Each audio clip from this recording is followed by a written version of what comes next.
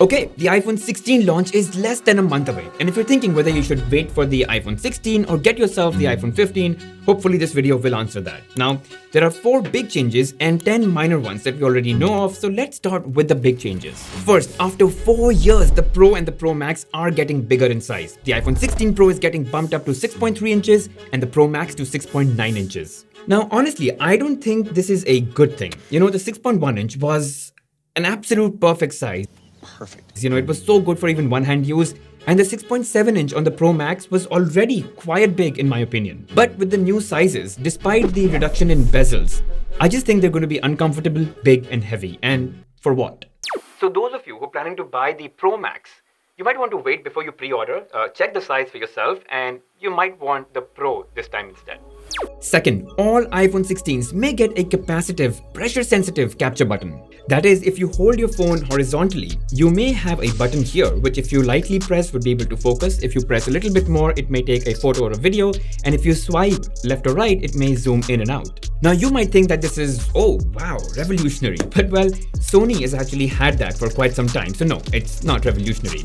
And the other thing is most of us take photos, you know, like this in vertical format. So we can share on Instagram or TikTok or send to people on WhatsApp. So majority of us may not even be able to use that button the way Apple intends to. Third, now obviously the iPhone 16 Pro and the Pro Max will get the action button, but it looks like the base and the Plus models might also get it this time.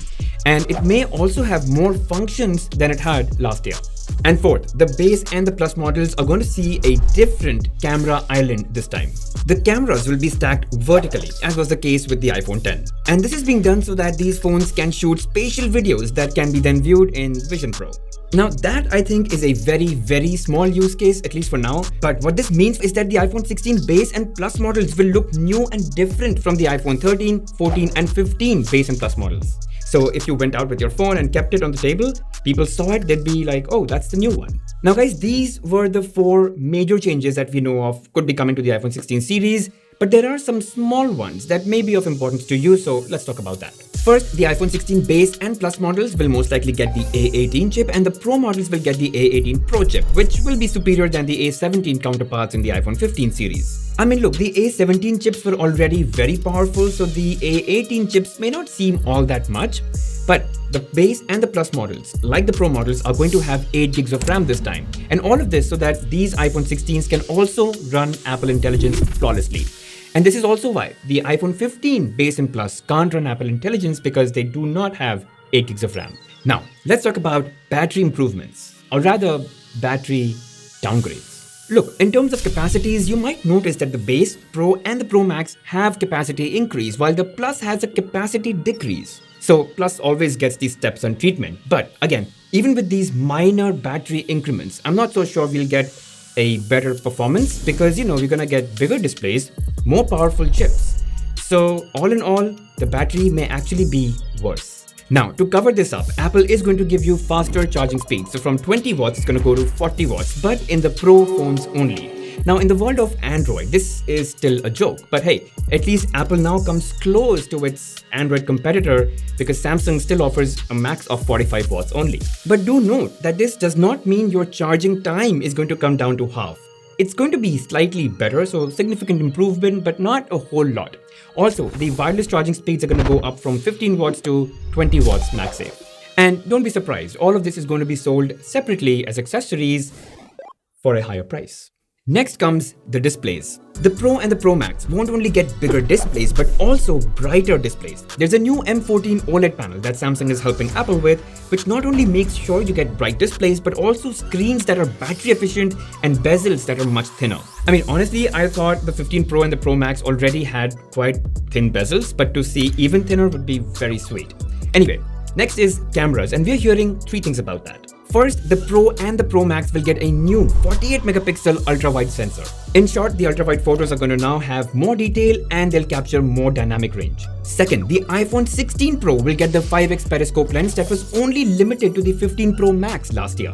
And third, it looks like the lens coating might have a new anti-reflective tech to reduce lens flares, which is a very typical problem in iPhones. Also, the 16 Pro and Pro Max might actually have better cellular connectivity as compared to the base and the Plus models, and even when compared to the 15 Pro, because it's gonna have the new Snapdragon X75 modem.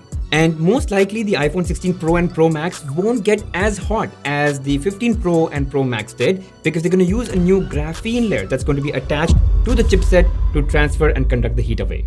And lastly, pricing and colors. The iPhone 16 base and Plus models should cost the same in most countries, including US and India. The iPhone 16 Pro and Pro Max too should remain same in the US. But of course, it might be higher in other countries depending on economic conditions, the inflation and currency fluctuations. And so India might see a Pro model for around 1.4 lakhs and the Pro Max for around 1.6 lakhs. But, it's possible that the base and Plus models do not even come in 128 gig storage. They may start at 256 gigs, in which case the starting price of the iPhone 16 is going to be higher. In terms of colors, last time we got very muted, subtle and pastel colors for the base and Plus models, but this time we might see stronger colors. So if you really like the yellow color, you might stick with the iPhone 15. The Pro series most likely won't see the titanium blue, but instead these 4 colors. But again, in case of colors, this is all speculation. We'll actually get to know only on the day of launch. Now, what makes me really sad is that the base and the Plus models will still have a 60 Hz display. And this is what I don't like about Apple. It just shows how greedy and stubborn they are. I mean, look, they had the action button, they had the 48 megapixel sensor, and they've got the dynamic island. All of these things came in the Pro phones first, and then they were handed down to the base and the Plus model. For some messed up reason, 120 Hz refresh rate is something that they think only the Pro models deserve. I mean, just because you call it Pro Motion doesn't really make it a Pro feature anymore. I mean, Android phones that cost 1/3 or maybe even 1/4 the base iPhone has 120 Hz. That technology is that basic and that obvious. But again, I don't know who to blame, the people who buy it or the people who sell it. Either way, what I think doesn't matter. But the big question, so should you wait for the iPhone 16 or get yourself the iPhone 15?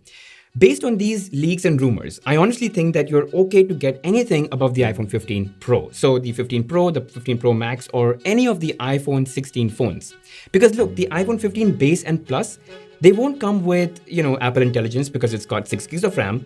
It won't have the new design, it's not gonna get the capture button if it comes, and it's not gonna have the action button, like ever. So the iPhone 16 base and Plus is just superior in a lot of ways over the iPhone 15 base and Plus. But yeah guys, that's all I had on the iPhone 16 launch. If you guys have any comments, any thoughts, put them in the comment section. And if you guys did enjoy watching the video, make sure you hit that like button, subscribe to the channel, hit that bell notification icon, and mark all. Really helps the channel grow. I'll see you guys in the next one.